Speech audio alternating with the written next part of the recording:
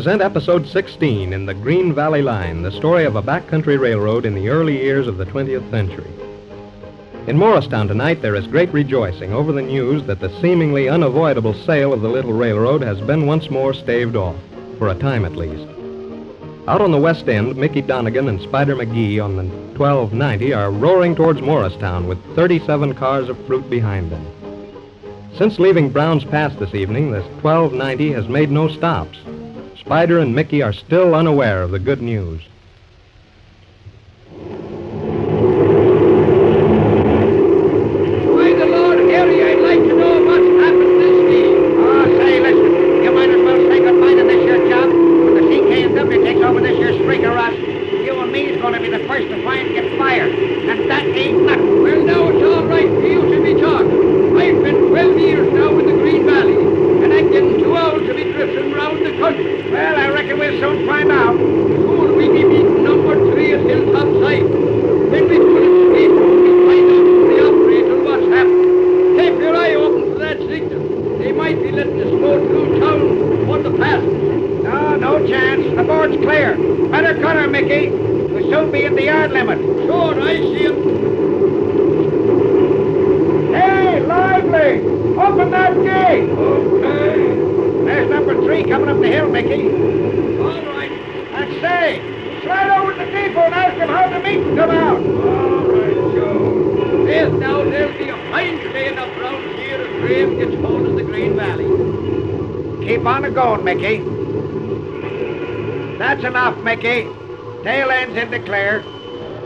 Now, where did that shack get to? There he is. Hey, lively! What's the news? Graham's lost out. What? Sure, they voted him down. There ain't going to be no sale. Ha! Did you hear that, Mickey? What was it he was after saying? Listen, the Green Valley folks won out. Wouldn't that skin you? By the holy poker, that's mighty good news. Because say it it. is that. Hey, cut that headlight. Here comes number 3.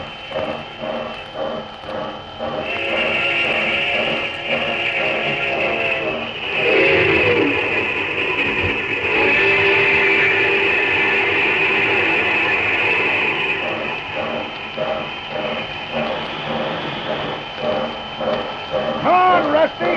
Bend that rail. Let's get out of town. Okay, Mickey. Me boy, we'll be dropping down the hill in a hurry. There'll be a hot time in Morristown this night.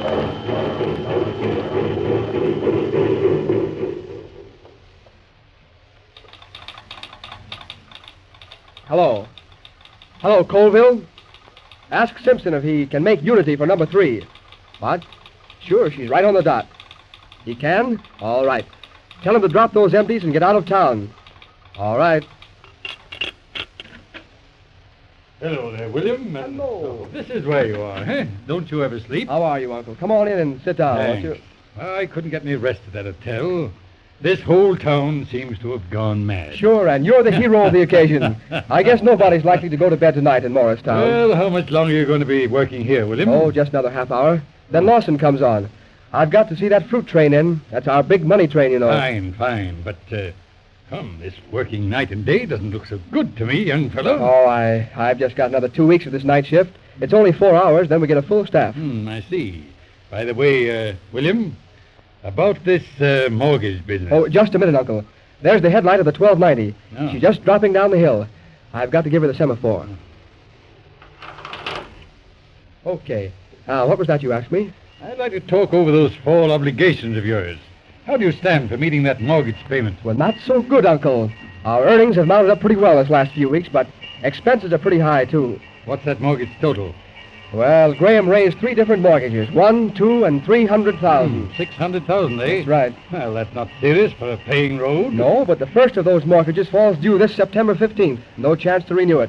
It's 100,000. And what arrears of interest? Around 50,000. Well, pretty heavy money, Bill. Yeah. 150,000, eh? What have you in sight? Well, I figure we can meet the 50,000 interest and maybe 30,000 of the principal. At 70,000, you were still short. Eh? That's right. But after the good luck of this morning, I feel sort of hopeful. Yeah, if you don't find that odd 70,000, you still lose the railroad. Is that it? That's right. What have you got for the red ball? Oh, hello, Morrison. Excuse me a minute, Uncle. Yes, certainly, Bill. How many cars tonight? 37 out of here. Uh-huh. Say, what's this? A meat order? Dexter? Yes, I'm sorry, but can't be helped. You meet the 1010 there. She has a long train of empties, too. They're too big for the passing track, so you'll have to saw by. Well, I guess that won't lay us out much. All right, Mr. Reed. Book me out at 1:40. All right, Handy. And don't forget to keep 'em rolling tonight. Sure, we'll do that. Good night. Good night. Good-looking man, that, William. Yes, Morrison's a good railroad man. One of the old freight conductors here. Now that we've cleaned out the deadwood, we have a good outfit at the Green Valley, Uncle. I wouldn't trade them for any bunch in the country. Well, that's fine. You know, Bill, you're doing pretty well with this railroad. Oh, I don't know, Uncle. We've had a lot of grief. But we've managed to get by. Mighty heavy load for a young man, Bill. Yes, I can stand it. How about this mortgage money? You tried the banks? Oh, sure, I've tried them all. They're pretty cagey. Nothing doing in that line. I see.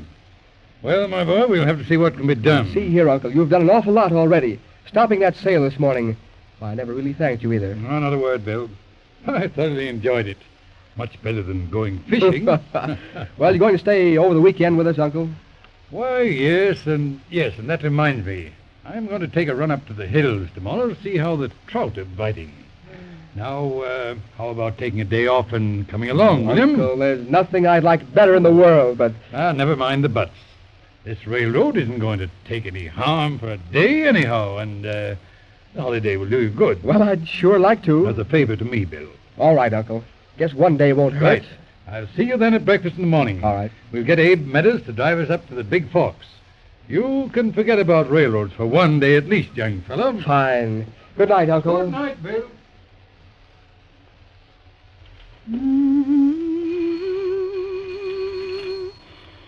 Superintendent's office. Hello, Mr. Friedman. Who? Mr. Reed, no, he isn't here today. What? Yes, he went up to Big Forks with Judge Merrick. Yes, just a fishing trip. They'll be back tonight. Oh, don't mention it. You're quite welcome. Goodbye. George Freeman inquiring where Bill is. I wonder. Good gracious, what a fool I was to tell him where they'd gone. Come in. Oh, hello, Spider. Come in. Why? Well, what's the trouble? I don't know, Miss Carey. Guess I ain't got no right butting into the super's office like this. But it's kind of important. Oh, that's all right, Spider. I'm glad to see you. What can I do for you? I was looking for the super. Mr. Reed, well, you're out of luck, Spider. Gosh darn it, just my luck. Where is he? Out on the road? No, he went fishing with Judge Merrick. They're up to Big Forks. Gee, that's so. Well, I guess it don't matter. But I'd sure like to have a word with him. Now, see here, Spider McGee. What's all the mystery? Oh, 'tain't nothing, I guess. My goodness, first you say it's important, then you say it isn't. I wish you'd tell me what's wrong. All right, I'll tell you, but it's kind of awkward. Spider, is it anything to do with what happened yesterday at the meeting? Well, kind of, you see... Is it because my father is connected with a deal to sell the Green Valley that you don't like to talk to me? I reckon you hit the bullseye right there, Miss Carey. All right, never mind about the relations. If it's something that Mr. Reed ought to know, you better let me have it. It was Ma Flint that tipped me off. There's something funny going on. For heaven's sake, Spider, hurry up and tell me. There's Father coming along the tracks now. He's coming in here. What is it? Did you get a phone from Freeman's office? Sure, just now. I told him Bill had gone fishing. Gosh, you know Freeman's with the opposition. I know it was stupid, but... Listen, your dad was in Freeman's office. Him and Mason. He's kind of sore about yesterday. I reckon they're framing something. All right, listen. Quick before Father comes. Get to the phone. Call Jordan's post office. Yeah? It's on the Big Fork Trail. They may not be past there yet. All right. Tell Jordan to get hold of Bill Reed and Sure. tell him to get back in here right away. Understand? Sure, I'll get right to him. All right, hurry. Oh, my goodness, here's Father. Oh, hello. Good morning, Mr. Graham. Morning, McGee. Morning, Carol. Hello, Father. Well, this is a nice state of affairs, I must say. Entertaining ordinary firemen in the superintendent's office. Nice way to run a railroad. Oh, I don't know. I find Spider rather amusing. Evidently. Where's Reed? My dad, didn't Mr. Freeman tell you? Freeman? What? Well, what do you mean, Carrie? Why, it's perfectly simple. I saw you leave George Freeman's office a few minutes ago. Just before that, George phoned me, and I told him where Bill was. Possibly he forgot to tell you. Really, Carrie? I object to this flippant manner you seem to be acquiring lately. I must say, Father, you changed the subject very neatly. Oh, but let's not quarrel. What can I do for you? Carrie, I want to have a serious talk with you. Oh, dear. All right. I've got a few minutes before I start on the mail. What is it, Father? First, a family matter. Your mother is very much hurt that you have moved to a room in that hotel. It's not a very nice thing for a young girl. Oh, Mother's always talking about being hurt. She'll get over it, and as for going to the hotel, well, it's quite a natural thing. I've a lot of work to do, and the house is so far out. Is that the only reason, Carrie? No, I'll be quite honest, Father. I'm working for the Green Valley Railroad, and you seem to be working against it. If you'd had your way yesterday, the line would have been sold out. Lock, stock, and barrel. Carrie, I know what is best for the Green Valley. The idea that a small road can stand alone in these days is, why, it's absurd. It's not only going to stand alone, but pretty soon the Green Valley line is going to be an important railroad. I see. You're becoming infatuated with the idea of William Reed, eh? Oh, Father, it's all so funny. I see nothing funny in the situation. Oh, don't you see? A month ago, you and Mother were singing the praises of Bill Reed. Now you haven't a good word to say for him. I consider him a traitor to his father's interests. All right, have it your own way, then. Well, what else did you want to talk about? Just a small business matter. There are some papers in the safe here. You have the combination.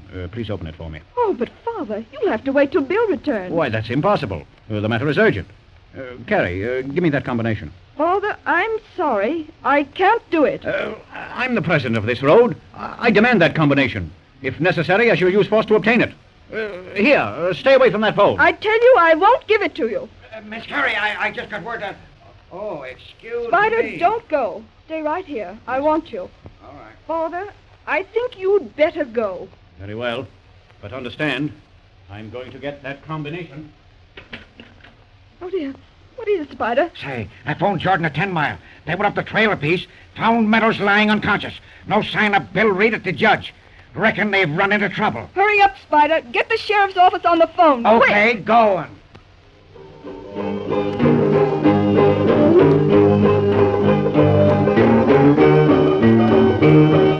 Another queer situation in the Green Valley. Bill Reed and Judge Merritt missing. Carrie Graham alone in the office. John Graham in another desperate attempt to upset the apple cart. Watch out for episode 17 in The Green Valley Line.